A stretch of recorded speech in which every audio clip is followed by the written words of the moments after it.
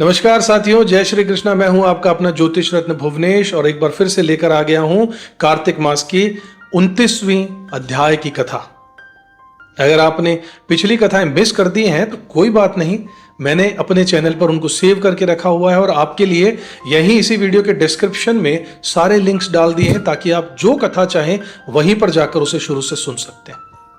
चलिए बिना देरी किए शुरुआत करते हैं। अगर आपने चैनल को सब्सक्राइब नहीं किया तो जरूर कर लीजिएगा, बेल आइकन भी दबा दीजिएगा ताकि हर वीडियो टाइम पर आपको सबसे पहले मैसेज और नोटिफिकेशन आ जाए कि नया वीडियो, नई कथा आ चुकी है।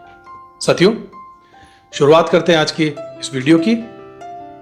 आज हम एक सरल लेकिन बहुत ही प्रभावशाली मंत्र से शुरुआत करते हैं। ओम नमः शिवाय। ये भगवान शिव का मूल मंत्र है साथियों।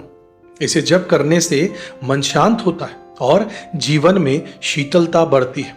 शिवलिंग पर जल चढ़ाते समय, बील पत्र अर्पित करते समय या रुद्राभिषेक में यह मंत्र बहुत ज्यादा प्रभावी माना गया है।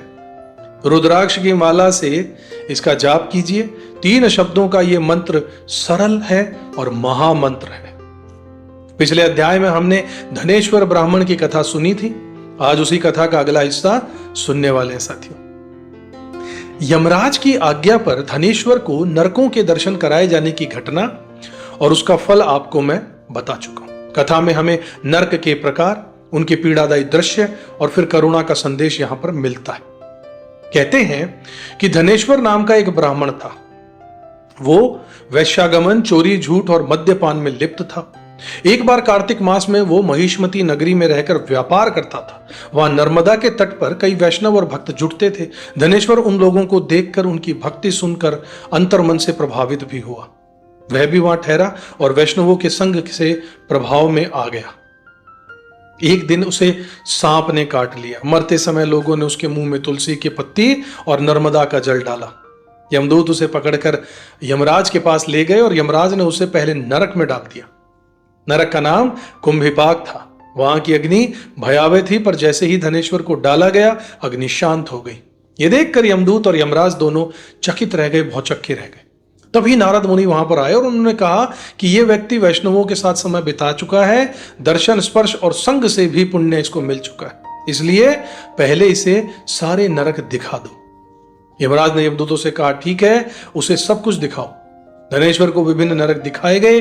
वहां के भयंकर दृश्य थे, अलग अलग प्रकार की यात्राएं, गोला गोल जलते चक्र और दशाएं जिनमें पापियों को पीड़ा दी जाती है। कुल मिलाकर 42 प्रकार के नरक और उनका विस्तृत वर्णन यहां पर दिखाया गया। मगर आश्चर्य यह हुआ कि धनेश्वर के ऊपर जो प्रभाव पड़ा था वो वैष्णवों के दर्शन, तुलसी के स्पर्श और नर्मदा के जल के कारण था। यही स्पर्श उसके पापों को भस्म कर गया। नारद जी ने कहा कि जिसने वैष्णवों के साथ समय बिताया हो उसका पुण्य उसका भाग्य बन जाता है। इसलिए धनेश्वर का नरक नाश हुआ और उसे उत्तर की ओर गति मिली।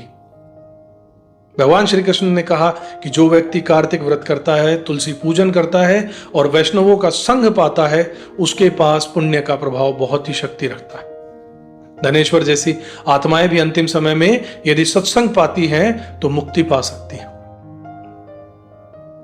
कथा का मूल संदेश बहुत सरल है साथियों। भक्ति और सत्संग का असर अचानक भी किसी के जीवन को बदल सकता है।